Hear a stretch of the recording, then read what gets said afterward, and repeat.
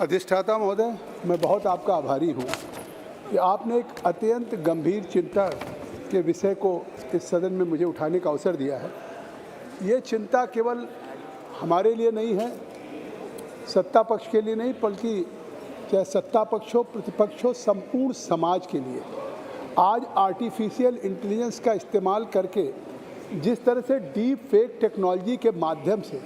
एक यथार्थबाजी, ऐसा लगता है कि जैसे किसी का चेहरा, किसी की वॉइस से जिस तरह से नकली वीडियो या चित्र या इस तरह से चीज़ें वायरल की जा रही हैं, वो देश की एकता और अखंडता के लिए भी खतरा है। समाज में एक इस तरह की गलत सूचनाएं प्रसारित करके लोगों के बीच में जिस तरीके का चरित्र हनन हो या इस तरह के राष्ट्रीय सुरक्षा के प्रश्न हो, तो ये अभी तक इस डीप फेक के लिए जो आर्टिफिशियल इंटेलिजेंस के तकनीक से ये इसका प्रचार प्रसार कुछ दिनों से इतना बढ़ा है, अभी तक इस पे कोई लेजिस्लेशन भी नहीं है, कोई विधायी कानून भी नहीं है। इसलिए अधिष्ठाता महोदय, इस गंभीर सवाल पे सरकार भी सोच रही है, लेकिन मैं चाहता हूँ कि इस तरह की जो पूरे देश में बढ़े। पिछले दिनों आपने देखा कि रश्मिका मंदाना हो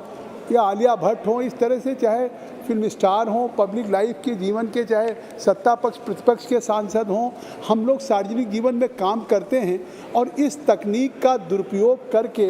और अगर जिस तरह की चीज़ों को वायरल कर देते हैं वीडियो बना करके, तो वो शायद पूरी लाइफ के लिए एक सवालिया निशान लग जाता है। तो इसलिए मैं इस सदन में चाहता हूं कि इस विषय पे जो एक पूरे समाज के लिए एक नई आर्टिफिशियल इंटेलिजेंस से इस डीप फेक का एक प्रचार प्रसार हो रहा है और इसको एक हथियार के रूप में इस्तेमाल किया जा रहा है जो देश की एकता और अखंडता के लिए, और इसकी संख्या बढ़ती जा रही है। इसलिए जनता की राय हो, जनता का मैंडेट हो, उसके बावजूद भी एक डीप फेक के माध्यम से प्रधानमंत्री श्री मोदी जी ने भी पिछले दिनों इसकी चिंता की है। तो मैं समझता हूं कि इस सदन के माध्यम से मैं सरकार से मांग करता हूं, धन्यवाद जी, इस पर निश्चित तौर से प्रभावी कार्रवाई हो, आवश्यकता हो तो इसके लिए मजबूत लेजिस्लेशन बनाने का कार्य करे सरकार। धन्यवाद।